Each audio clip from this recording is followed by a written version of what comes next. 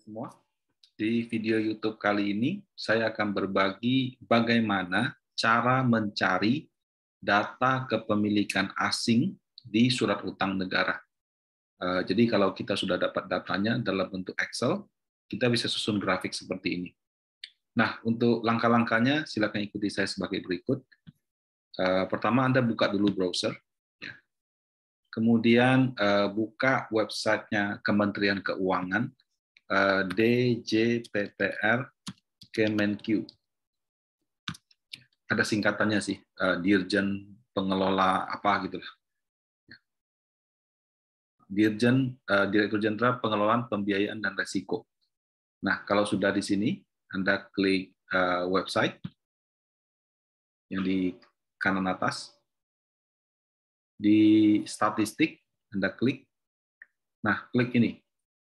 Yang ini, kepemilikan SBN domestik yang dapat diperdagangkan. Anda klik.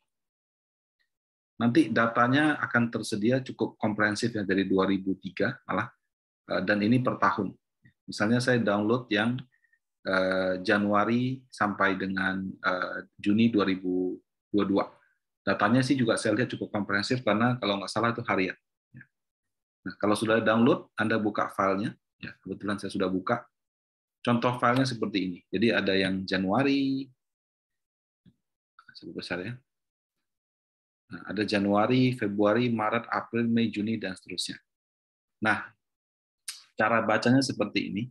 Jadi kalau misalnya sini ada bank, kemudian di bawahnya ada konven dan syariah, artinya di 3 Januari 2022, surat utang negara yang dipegang oleh bank konvensional adalah 1.239 triliun, kemudian surat berharga syariah negara 279, bank syariah itu 70 triliun, totalnya seperti ini. Nah, kalau dijumlahkan dapatlah yang 1589. Jadi ini adalah SUN dan surat berharga syariah negara. Nah, kemudian ada institusi negara seperti BI, kemudian non-bank seperti reksadana, asuransi, non-resident, individu, dan lain-lain.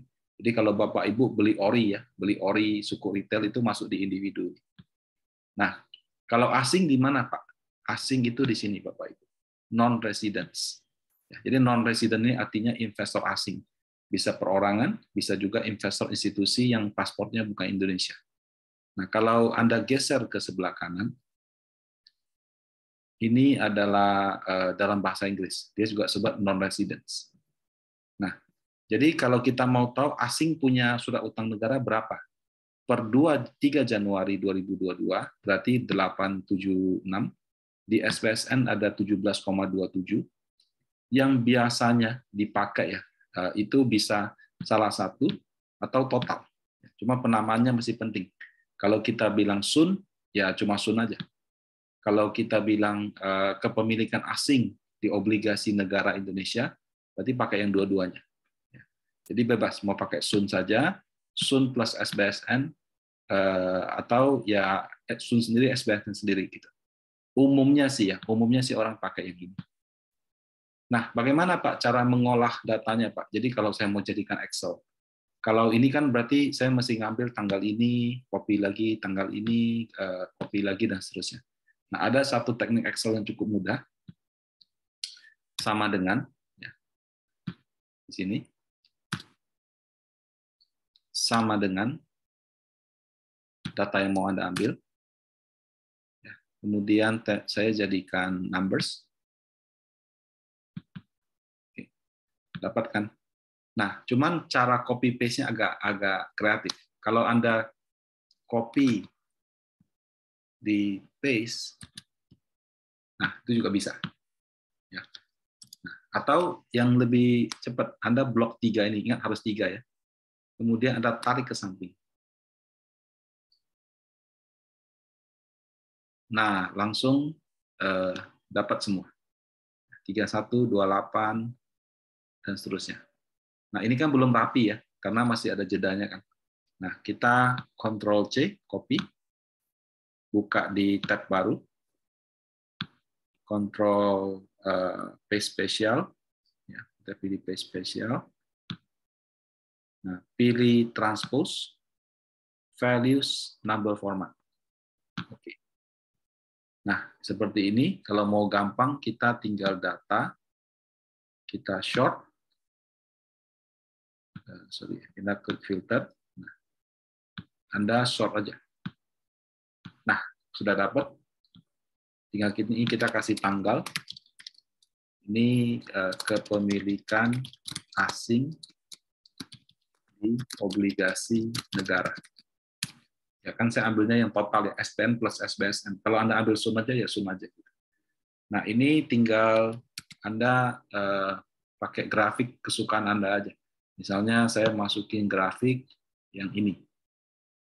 Jadilah seperti ini. Nah, tinggal Anda mau pakai yang ada apa?